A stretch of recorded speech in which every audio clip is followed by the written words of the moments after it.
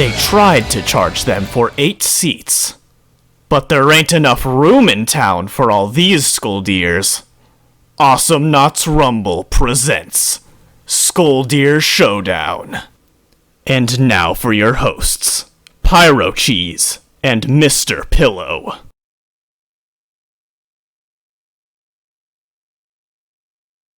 Thank you for that wonderful introduction, Celtsy. I'm here, my name is Mr. Pillow, and we are casting the Skolldir Showdown 2017 tournament.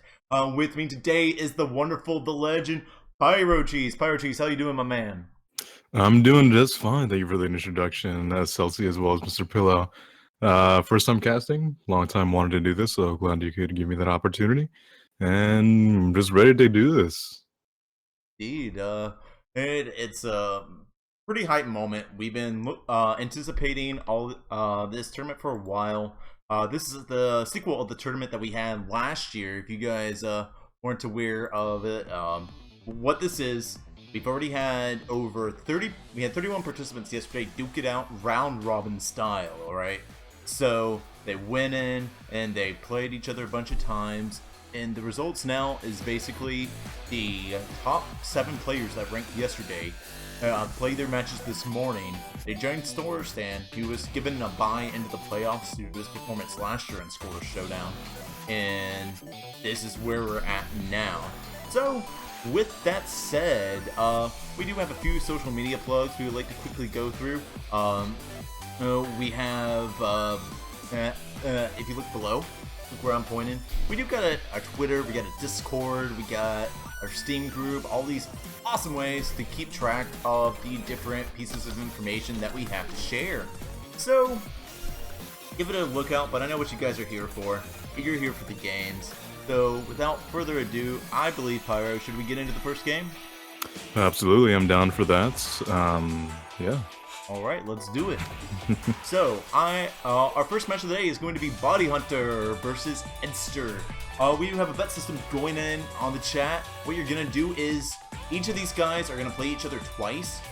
What you want to predict is who's going to win, but who's going to win both matches. So you're going to type into the chat, I think Body Hunter will, for example, beat Eddster twice, or I think they're each going to win one, or I think Eddster's going to win twice. And basically, if you guess correctly, you're going to be eligible for a giveaway. Like, we're going to take all the people who guessed right and pick one of them to give a piece of DLC. So that's how you're going to earn giveaways today. Body Hunter, Eddster, 2 extremely experienced Skolders. We are going to give y'all a little bit of time to get your guesses in. Because, typically while people guess, we would do our draft talk here, Rumble. But, there's not that much to say because it is a draft. I'm just going to give you guys 30 seconds to, again, guess who you think is going to win and how many times they're going to win. So you can guess Body twice, Ed twice, or they each win one. All you gotta do is type into the chat. Pyro Cheese, what do you think? Between these two guys, I don't know, it's tough to say. All of these guys are very, very experienced players, so I don't know, especially when it comes to 1v1 situations, that's a lot different than when it comes to in the rest of the game. So when it comes to experience that I have facing these guys or playing with these guys, it really is just in, games, standard Awesomenauts 3v3. 1v1 is an entirely different dynamic, especially with Skolldir, just because timing is so important with your auto attack and that third punch, stun, and heal punch. I think that's going to be critical in a lot of situations, so to see how this is going to turn out, it's going to be really, really interesting. One thing that I personally am looking forward to, or kind of going to be keeping an eye out for, is something that me and my friends have called the Papa Bear Shuffle. I don't know if you guys are familiar with that, but the basic idea is that Skolldir's auto attack usually has a chain of 1-2, small delay 3, but if you do 1-2, hold the teleport key for a second, you can go straight back into 1-2 immediately. So that really can change the rhythm of that 1-2-3, 1-2-3 system. And I think that's going to be interesting to see if anyone uses that in this 1v1 situation, Skull v Skull. I know I have used it in the couple times that me and my friends have just messed around in Skull 1v1s, kind of in preparation for this. But I think that's going to be an interesting dynamic to see. One, if it appears, because I don't think it's that's well known. And two, to see how that changes the game. Like I said, rhythm is especially important in Skull generally, but especially in 1v1s. So that's kind of something that I'm kind of looking out for personally. Indeed. And another one of the pieces of tech that we've seen is on the map. We have a custom Skolldir Showdown map. What you can do is go on the jump pad on the side. You can basically angle yourself so you hit the lip of the wall. That allows you to hit the jump pad in a loop and just kind of run in circles off the edge of the map. It's not, something that doesn't have counterplay, but it is something that's very daunting. It can be used to get inside each other's heads. It's good for buying time. It's good for waiting your cooldowns to come back.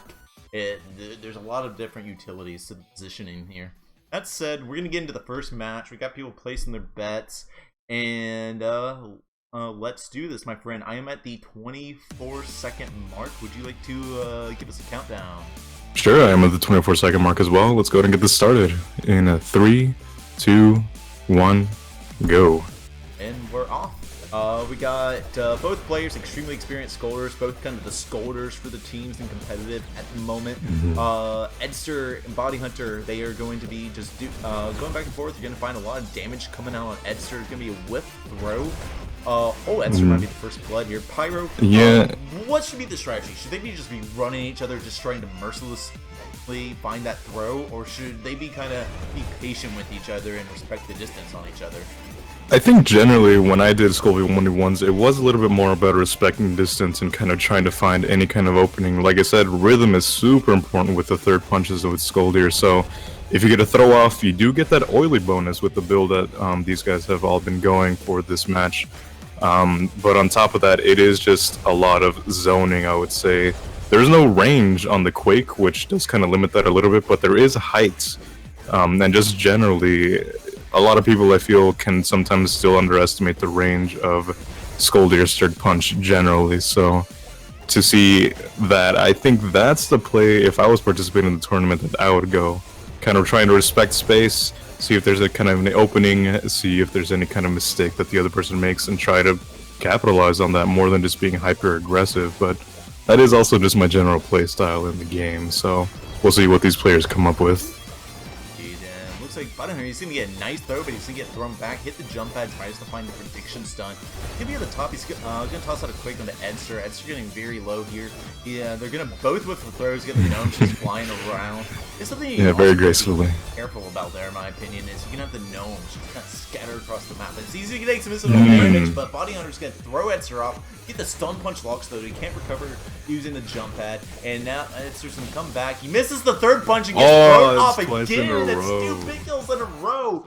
Great patience there coming out from Body Hunter. Now he might get the spawn kill. As he goes for the third one, but it's going to be a whip, and he might just go down here.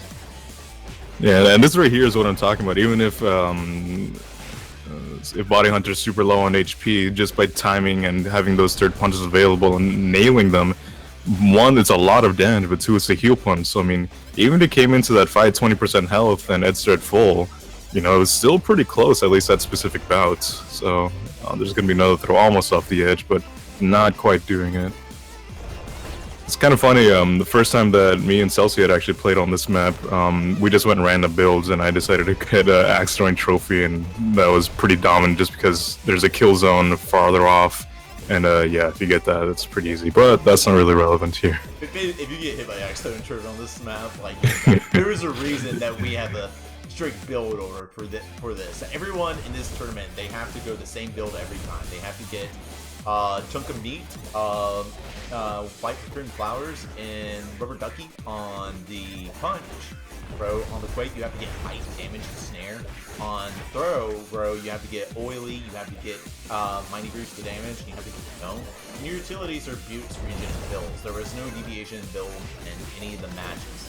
And the map was designed with that in mind. We designed it around that map. Oh, and that's going to be a nice throw. They're both very low here. Funhouse in a really comfortable position, though. He's got this kill lead 7-3, so he's allowed to do this. He's allowed to go in and say, hey, I will gladly let myself take a throw or take a third punch if it means getting more damage in on Eddster. Eddster, on the other hand, really isn't in that situation. Because if he, he goes in, tries to get, for example, 1 kill, you know, that can easily, you know, lead into just a trade that comes right back around. And that's not something that I think he can afford. Like, hey, yeah, he goes to 4 kills, but Bounty Hunter goes to 8. And you see that in Eddster's playstyle. He's being very careful, he's being very calculated. He's just trying to find the residual damage, but he tries to go in for the kill there, and he messes up.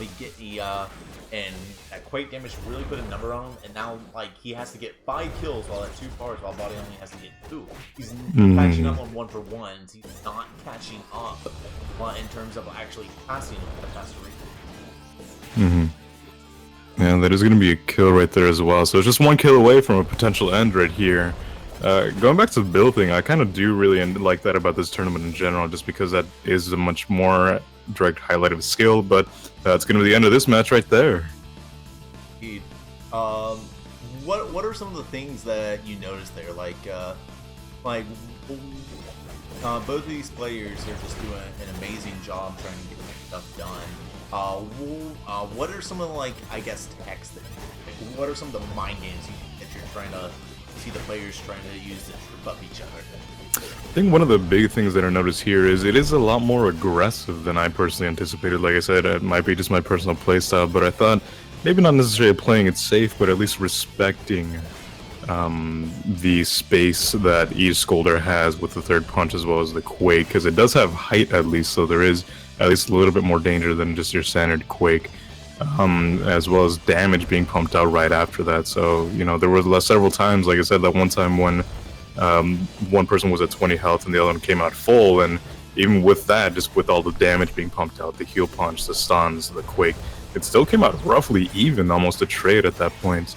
But overall, I think the thing to note for me is that it is a lot more aggressive play than I was expecting, and that makes, 1, for a more interesting match, but 2, also kind of changes the dynamic of the timing of everything as well, just because it isn't quite as patient, and you know, it is much more about landing damage much more consistently in that case.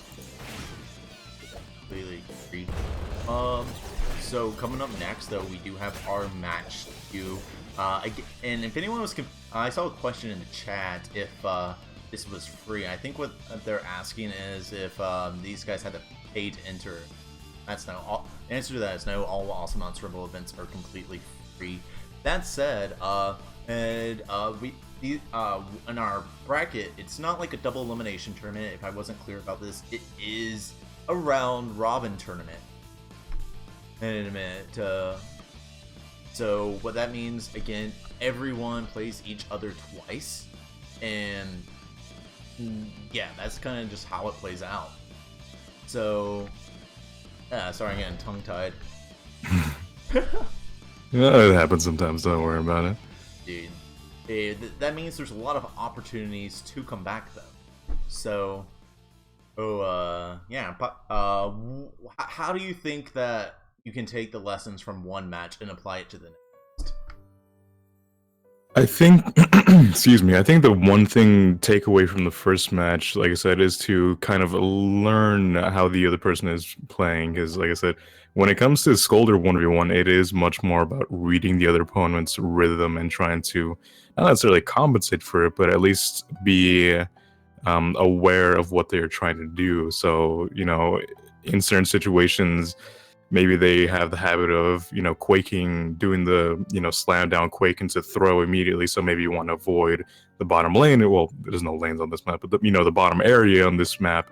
Or on the other side, maybe they have the habit of going to jump pads and going for jump throws and trying to do that to maybe get a little bit more of a surprise. So I think in this case, it isn't necessarily so much about Skull tech specifically. I think it is more about learning the other player's playstyle and trying to, you know, have some kind of answer for that. And that's kind of difficult because these are pretty short matches overall.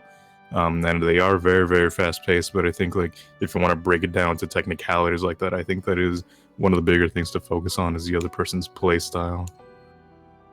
Why don't we go ahead and get into the second match now? We have, again, it's Bounty Hunter versus Eddster. Are you ready, Pyro G? Are we starting at the 24-second mark? Well, let's see when these guys started it at.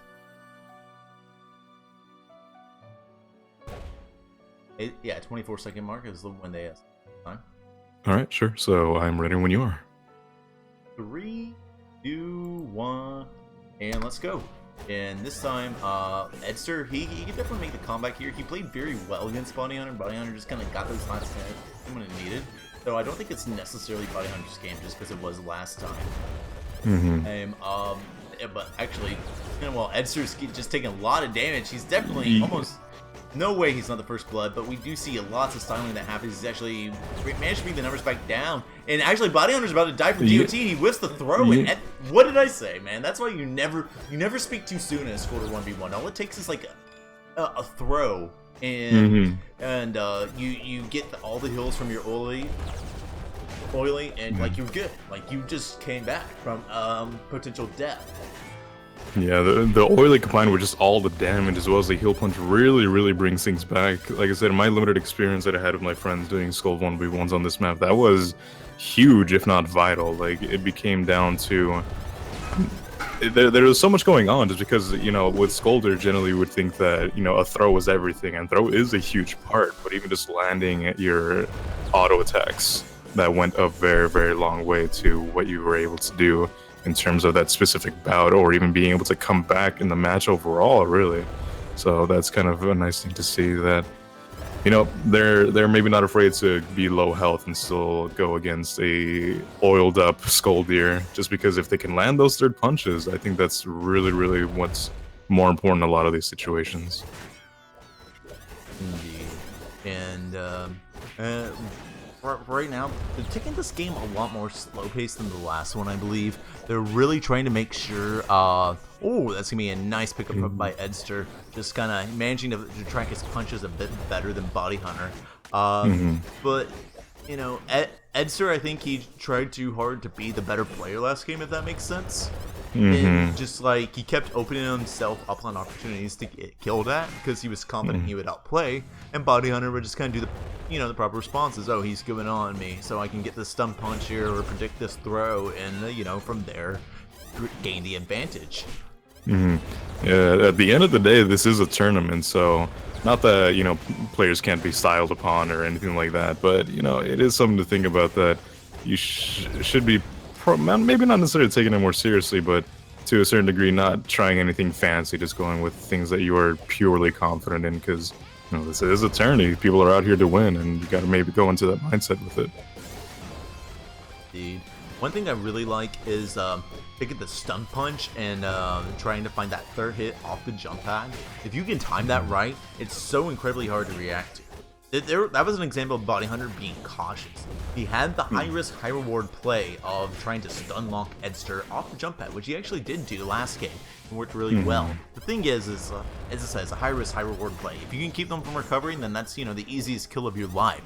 The flip side of it is that it's very easy to counter if the abilities are ready. If Ed were to good example, just go for the counter throw, and then there's no recovering from that. Like if you get thrown when you're already above the jump pad, most of the time you've already consumed your jump anyways. But even if you haven't, I don't think you can recover back to the jump pad when you consider the throw's distance, and that's a free kill every time for getting greedy. Yeah. And here the kills are even right now, so this is going to be a much more, in my opinion, interesting match than the last one, where, frankly, one person was quite dominant over the other. So, yeah. Man, they're going back and forth. That was a good example of what I was talking about, by the way. Eddster, he got thrown to the end, and on the bottom is obviously a kill zone, but on the side, see, if you get thrown far enough, you will die from touching the sides. This map is basically Battlefield from Super Smash Brothers, except with jump pads. We thought it was like the best way to get players to use the Skolldir tech. That's what we were going for. We wanted to take all the different things you do with Skolldir in different scenarios and find a way to make as much of them apply in a 1v1, and that was the core philosophy in this design. No, that's definitely something to know. And right there, Eddster was actually going to die, but if it wasn't for those heal punches, he would have actually died. So that's, again, one of those things that even if it looks like he's on death's door, just by being a little bit confident with his third punches, he might be able to bring it back, which he did, but quickly got picked off right after that. But I think what the kind of what the first instinct might be for those situations where you're dying to the DOT might be like, okay, let me get back, let me not take any damage, let's see if Regen saves me. And even though both players do have Medican, they also have Quake damage, which is far outscales, especially since the levels are 20, the Regen. Your best bet when you are just, you know, doomed to die is to go and try and find the third punch. Try and find the hill. Like, there's like 3 possible things that can happen. A, you don't do anything and you die. B, you try to do something, maybe even deal some damage and you die. Or C, you don't die, deal some damage. So, like, obviously B and C are far superior to than A. So I think every time that you're doomed to die from DOT, you should be going in as hard as you can, because why not? I think that's one of those things that is interesting about players in general. This, you know, obviously doesn't apply just to Knots, but kind of like responses under pressure, because, you know, you see that dot, obviously you see your health bar entirely consumed by that, you know, color purple, or if you have colorblind mode on, I don't know what non-colorblind mode is. But if you see that, it's about keeping a little bit calm. Oh, and I think that's what you were talking about right there, that if you hit the edge of the jump pad, you go straight up sometimes. Exactly. But basically you want the jump pad to make you hit the wall. Yeah, interesting. I never considered that, actually. I mean, I didn't play around too much with this map, but, you know, it is something else to at least shake up the rhythm of the game, like I said. And when it comes to who has control over the situation, it is who has better control of the rhythm when it comes to both the third punches and just placement in general. And both of these guys seem to have a pretty good handle on Skolldir rhythm. Obviously, they're very, very good players, and it's good to see that they are also trying to shake things up a little bit.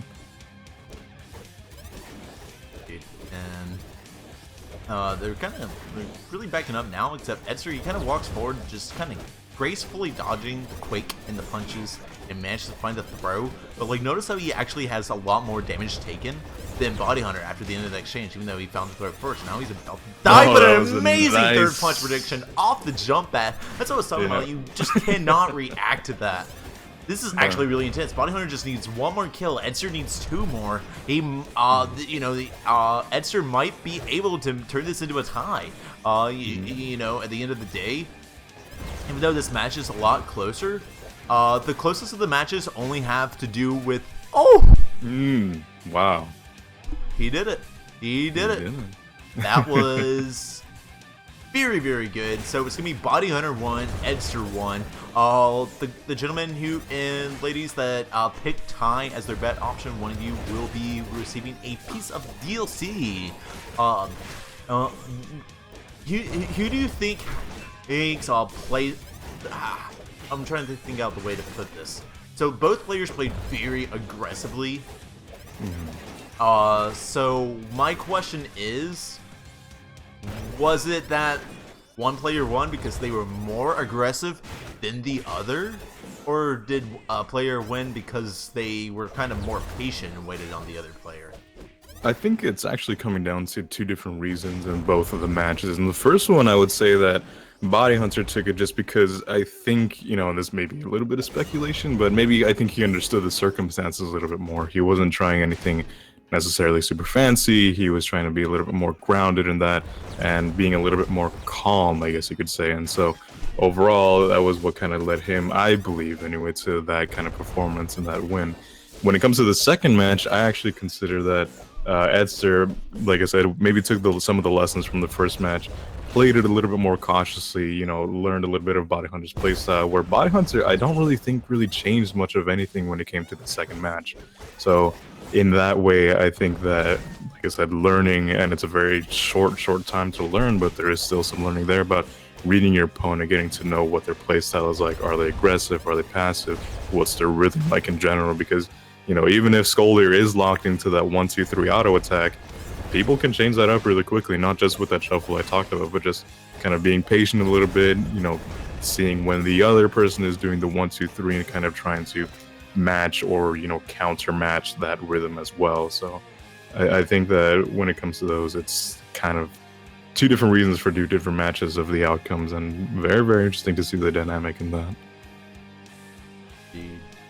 So we're gonna be right back. We're gonna take a short break as we get the next matches prepared. Do not go anywhere, my friend.